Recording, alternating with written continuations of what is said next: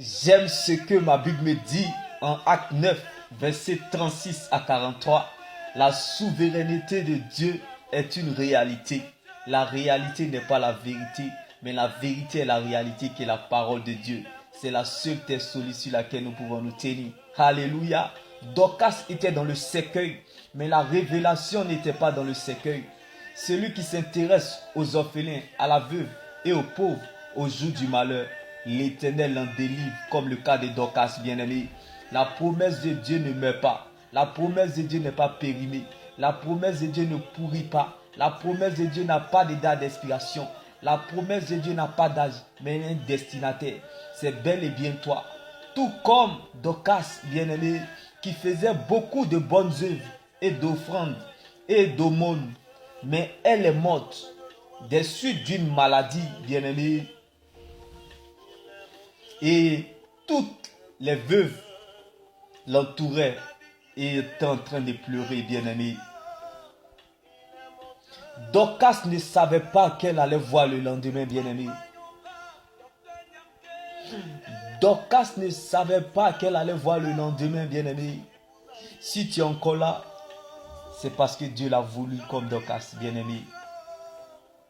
Et toutes les veuves l'entouraient en pleurant. Pierre a même laissé la prédication en plein culte et s'est rendu chez elle. Il a prié et elle fut ressuscitée. Dis à ton voisin, la promesse de Dieu ne pourrit pas. Là où on s'y attend le moins, c'est là le temps voulu de Dieu.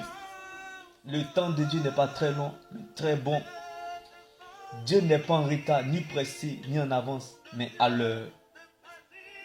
Là où on s'y attend le moins, c'est là le temps voulu de Dieu, bien-aimé. Dans tout ce qui t'arrive, c'est pour qu'en toi tous puissent voir ce que Dieu est capable de faire. Comme Dorcas qui était dans le coma. Comme Dorcas qui est morte et elle fut ressuscitée. La promesse te parle, champion, lève-toi. Tu retrouveras ce que tu as perdu. Champion, lève-toi. Car le malheur atteint souvent le juste, mais l'Éternel en délivre toujours. Donc le malheur vient souvent, mais la délivrance est toujours. Car les bontés de l'Éternel ne sont pas épuisées. Ses compassions ne sont pas à l'éternel. Elles se renouvellent chaque matin. Que Dieu prenne la forme de ce qui te manque. Soyez consolés depuis votre position dans le nom de Jésus-Christ. Car nous savons du reste que toutes choses concourent au bien de ceux qui aiment Dieu. Oui, toutes choses concourent au bien de ceux qui aiment Dieu. De ceux qui sont appelés selon son dessein. Selon les hommes, on se prépare pour obtenir un résultat, mais selon Dieu, la préparation est le résultat. Dieu n'appelle pas les qualifiés, il qualifie ceux qu'il appelle. Dieu ne choisit pas les appelés, il appelle ceux qu'il a choisis, bien-aimés dans le Seigneur. Alors si ta souffrance est liée aux choses terrestres, Dieu te bénit. Mais quand ta souffrance est liée à l'obéissance de la parole de Dieu, comme Dorcas qui était dans le coma, Dieu est en train de t'appeler.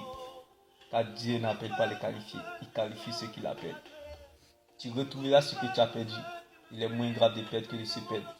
Vaut mieux être blessé que de mourir. L'oiseau ne se fâche jamais contre l'arbre. Dieu m'est béni. Shalom. Jésus-Christ est l'arbre de vie.